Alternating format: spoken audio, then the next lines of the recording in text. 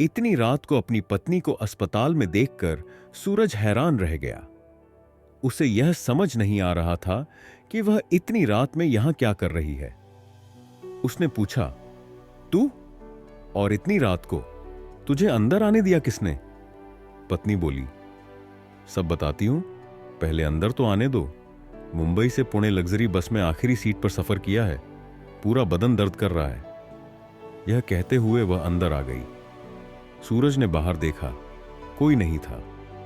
उसने दरवाजा अंदर से बंद कर लिया।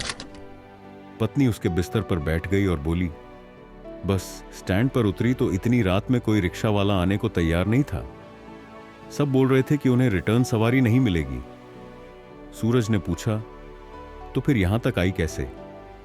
पत्नी मुस्कुराते हुए बोली, 11 नंबर की बस से। सूरज चौंक गया। इतनी रात को बस चल रही थी।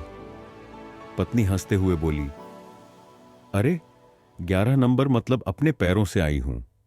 सूरज हैरान रह गया।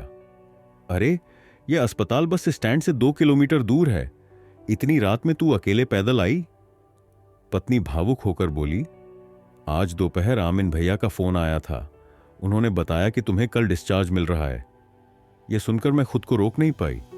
सोचा तुम्हें लेने मैं खुद आऊंगी, लेकिन ट्रैफिक बहुत ज्यादा था, इसलिए देर हो गई। उसकी आंखों में आंसू आ गए। पिछले 2 महीने से तुम्हें नहीं देखा। तुम्हारी बहुत याद आ रही थी। तुम्हारे बिना कैसे दिन बिताए हैं यह मैं ही जानती हूं। पत्नी की बातें सुनकर सूरज का भी गला भर आया। उसके पास बैठते हुए वह बोला, बस सिर्फ आज की रात, कल मैं डिस्चार्ज होकर घर आ जाऊंगा। पत्नी ने उसके कंधे पर सिर रख दिया। सूरज ने अचानक पूछा, पर एक बात बता, तुझे अंदर कैसे आने दिया?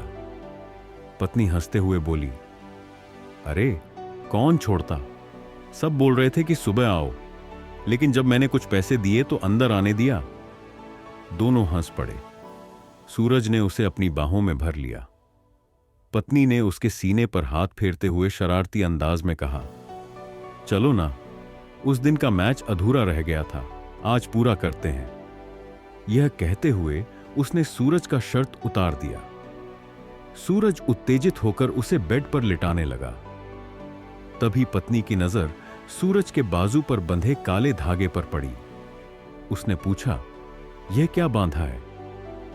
सूरज ने धागे पर हाथ फेरते हुए कहा, यह रक्षा कवच है, आमिन और सादिक ने बांधा है। पत्नी चिढ़ते हुए बोली, तुम कब से इन सब चीजों में विश्वास करने लगे? ऐसे धागे मीटर के हिसाब से मिलते हैं, इसे उतार दो। सूरज पीछे हटकर बोला, नहीं, यह धागा चमत्कारी है, इसी ने मेरी रक्षा की है, मैं इसे नहीं उतारूंगा। पत्नी अब गुस्से में आ गई और बार बार धागा निकालने के लिए कहने लगी। इसी दौरान सूरज की नजर कमरे में रखे स्टील के तांबे बर्तन पर गई। उसने देखा कि तांबे में उसका प्रतिबिंब साफ दिख रहा था, लेकिन पत्नी का प्रतिबिंब नहीं दिख रहा था। उसने धीरे धीरे हाथ उठाया और अपने पेट पर फेरा ताकि तांबे के प्रतिबिंब में पत्नी भी दिखे, लेकिन वहां सिर्फ उसका हाथ दिख रहा था, पत्नी का प्रतिबिंब नहीं। तभी उसे याद आया कि जब वह घर पर था तब भी उसने अपनी पत्नी का प्रतिबिंब आईने में नहीं देखा था। अचानक उसे सादिक की बात याद आई। वह औरत धागा हटाने की कोशिश करेगी। सूरज घबरा गया। वह दीवार के पास जाकर खड़ा हो गया और जोर से बोला, तू मेरी पत्नी नहीं है, तू वही औरत है। इतना सुनते ही पत्नी अचानक अपने असली रूप में आ गई। उसका चेहरा राक्षसी हो गया और उसने गुस्से में चीखना शुरू कर दिया, लेकिन धागे में अभी भी शक्ति थी, इसलिए वह सूरज को छू नहीं पा रही थी। गुस्से में वह चिल्लाई, तू बच नहीं पाएगा, मेरे पैसे वापस कर, वरना इस अमावस्या को तुझे खत्म कर दूंगी।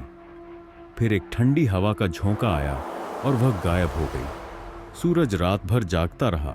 उसे डर था कि वह औरत वापस ना आ जाए, लेकिन वह नहीं आई। दोपहर में आमिन और सादिक अस्पताल आए। सूरज ने उन्हें सारी बात बताई। वे दोनों चिंता में पड़ गए। सादिक ने कहा, अब देर करने का कोई मतलब नहीं, चलो डॉक्टर से मिलकर तेरा डिस्चार्ज ले लेते हैं। दोनों डॉक्टर के पास गए।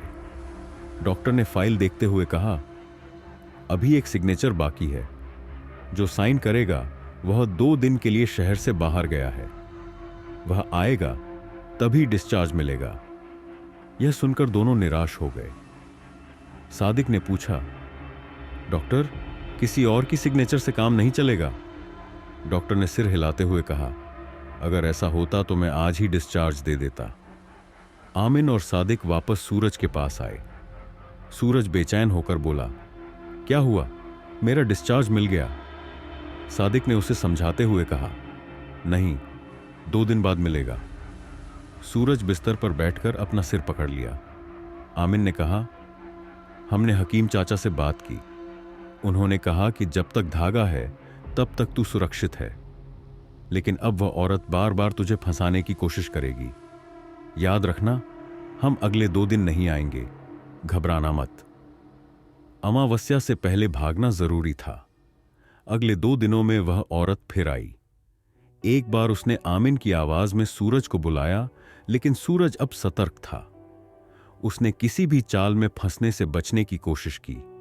आखिरकार 13वें दिन दोपहर को सूरज को डिस्चार्ज मिल गया। सादिक और आमिन उसे लेने आए। वे तीनों अस्पताल से बाहर निकले और कार में बैठ गए। सूरज ने पूछा, हम कहां जा रहे हैं? सादिक आत्मविश्वास से बोला, हकीम चाचा के पास।